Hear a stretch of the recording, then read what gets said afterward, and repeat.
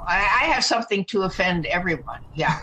Whatever area in life, I have something to offend everyone. So now, and that's why I love you, Dr. Day, and that's why you're so awesome, because you speak your mind. It's awesome. A lot of people are afraid to speak their mind because they're afraid they're going to be killed, and they're going to kill a lot of us. There's no doubt about it. That's their goal, is to kill a lot of us. And they've already started with what they call the vaccine, which of course you know is not a vaccine.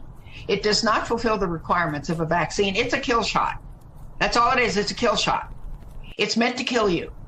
It has no other purpose than to kill you. Vaccines have a specific definition, and what they're shooting into people by injections does not fit the definition of a vaccine. So what it does is it programs every one of your cells to cause disease. That's what it does. Well, does it attack the endocrine system? What is it? How does it attack us? And this is my question. It seems like people are getting shot with it, and there are some people on the internet that are leaking that they're getting exposed. But isn't it a slow burn, Dr. Day, or is it a quick burn? How does it affect the human? It depends on the general condition of your health and what they're shooting into you, because it's probably not all the same thing. But it is, some of it's very quick. People are dying. People are having massive convulsions that don't quit. Sometimes they do quit. Some people are getting paralyzed. So it can be quick or it can be a little slower. But the whole idea, the end result is its plan is to kill you. And if it doesn't kill you with the first shot, they're going to give you more and more and more until you're dead. Now, again, they say, well, this won't prevent transmission. Of course it won't prevent transmission, because COVID-19 does not exist. It does not exist. Secondly, we probably talked about this before, germs don't cause disease. Now, that's, of course, a startling comment for most people. But germs don't cause disease any more than flies cause garbage. Flies don't cause garbage. Garbage attracts flies. Dead and dying tissue in your body that you caused yourself. And I'm not pointing fingers at you. I'm pointing fingers at me, too, because I developed cancer because of the way I treated my body. I didn't drink. I didn't smoke. I didn't do drugs. I worked myself at a job that was helping people, but I was still destroying my health.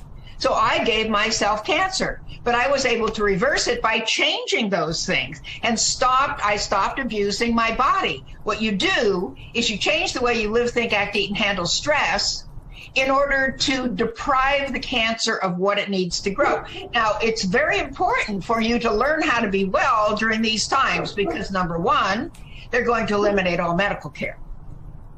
They're going to eliminate medical care. So you better learn how to handle your own health. Well, Dr. Day, let me stop you right there, because you were one of the first people that predicted in the future that you would be diagnosed when you went to Walmart or when you went to a store, that somebody would diagnose you if you were healthy enough to shop. And you guys say, oh, that's not happening. Well, then what's that thermometer they put in your head? What is all that bag checking and mask checking? That is literally them seeing if you're sick enough to shop. But my main question is, aren't they just rebranding the flu? And why haven't they rebranded the flu and done this bit? Why did they wait till this moment? Well, let me tell you this. First of all, there's lie upon lie upon lie upon lie. The CDC has never kept track of the flu.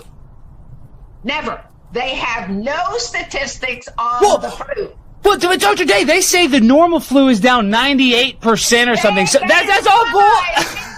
They've never kept track of the flu, ever. First of all, doctors don't ever report the flu. Many people don't even go to the doctor when they have the flu. Doctors don't report these things. They don't do that. And so they've never kept track of the flu.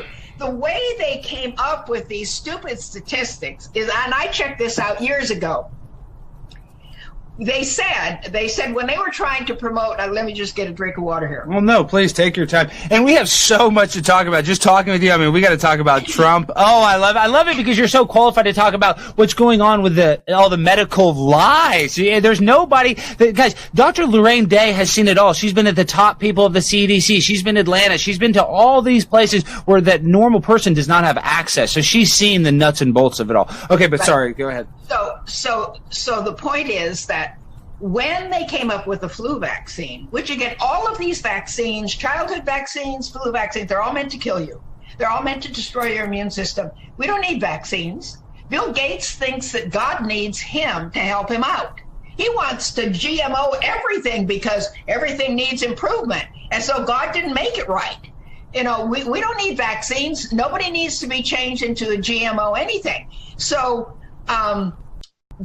when they were promoting the flu vaccine when it first came out, they said, and I may have said this on your program before, they said there are 37,000 cases in America every year of the flu and pneumonia.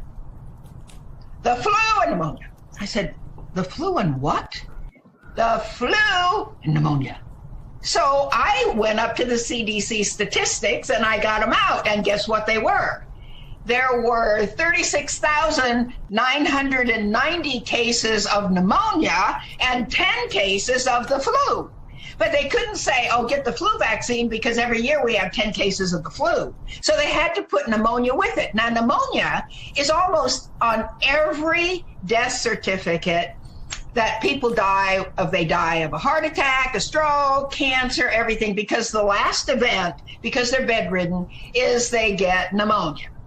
So pneumonia is everywhere. Pneumonia means nothing really because people are really dying of something else, but the last event is pneumonia. So it'll be pneumonia, cancer, blah, blah, blah, okay? Or pneumonia, stroke, whatever. And so that's where they had to add pneumonia to the flu to get some statistics that were high enough to tell you that you should get the flu shot. But the CDC never keeps track of the flu. Well, Doctor, so all their statistics are just pure baloney. They are lies out of thin air. Well, let me ask you about this stat, because they give us this stat as a fact. Well, I mean, this is how they present it, that the average age of a coronavirus death is 81 years old. And they say the cause for all-cause morbidity is 78 years old. So with that logic, you would live 3 years longer on average if you were to die of the coronavirus. But see, the whole point is it's all lies anyway. Yeah. The coronavirus doesn't exist. The COVID-19 doesn't exist. What does COVID-19 stand for? A certificate of vaccination ID. What does 19 stand for? What, Dr. Day? It stands for AI, artificial intelligence. Wow, 1 in 9. 1 and 9 for I. Wow, Dr. Day, you always have the inside knowledge. Wow.